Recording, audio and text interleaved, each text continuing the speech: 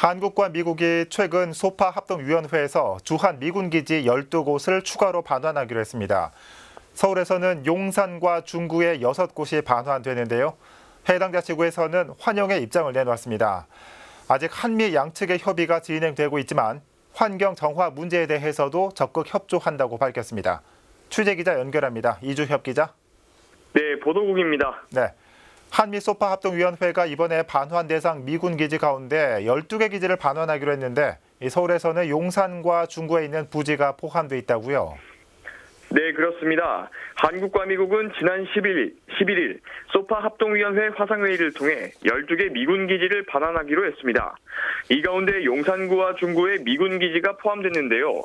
먼저 용산구에서는 용산기지 2개 구역과 캠프킴, 니블로베럭스와 서빙고, 8군 종교휴양소까지 5곳이고 중구에는 극동공병단 1곳입니다. 네.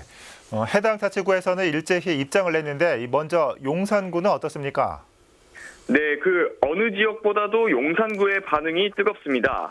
1882년 이모군란으로 청나라 위안스카이 군대가 자리 잡은 이후 138년 만에 외세로부터 반환되는 데다 현재 용산기지의 국내 제1호 국가공원 조성이 추진되고 있기 때문입니다. 일부지만 기지 반환으로 온전한 용산공원 조성에 한 발짝 다가섰다는 겁니다.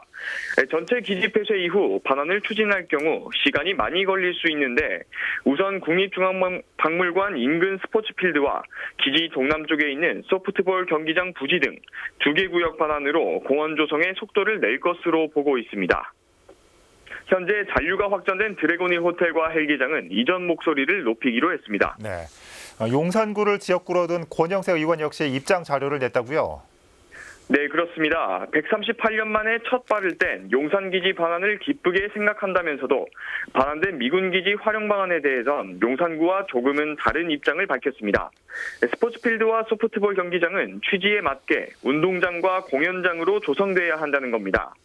생태공원도 중요하지만 세계적인 예술인들이 공연할 수 있도록 공연장도 필요하다는 설명입니다. 네. 중구는 방산동의 극동공병단 부지가 반환되는데 국립중앙의료원의 신속한 이전을 기대한다는 입장을 내놨죠? 네, 그렇습니다. 중구 역시 정부의 발표에 환영의 입장을 내놨습니다.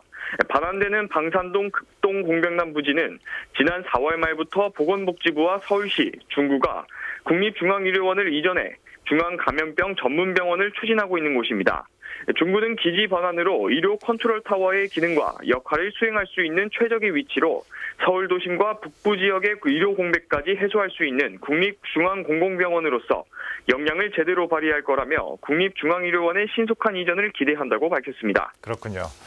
이렇게 기지 반환이 이루어지고 있는데 아직 환경 정화 문제는 매듭을 짓지 못했다고요? 네, 그렇습니다. 지난해 미군기지 4곳을 반환받을 때도 부지 정화 문제를 양측이 협의하고 있다고는 했는데 결국 한국 정부가 떠났습니다. 역시 이번에 반환된 서울 지역의 부지는 국가나 자치단체가 대규모 개발을 추진하는 곳으로 이번에도 한국이 나설 거란 얘기가 나오고 있는 상황입니다. 지금까지 보도국에서 전해드렸습니다. 네, 이주엽 기자 잘 들었습니다. 미군 기지 반환에 대한 서울 자치구들 입장 살펴봤습니다.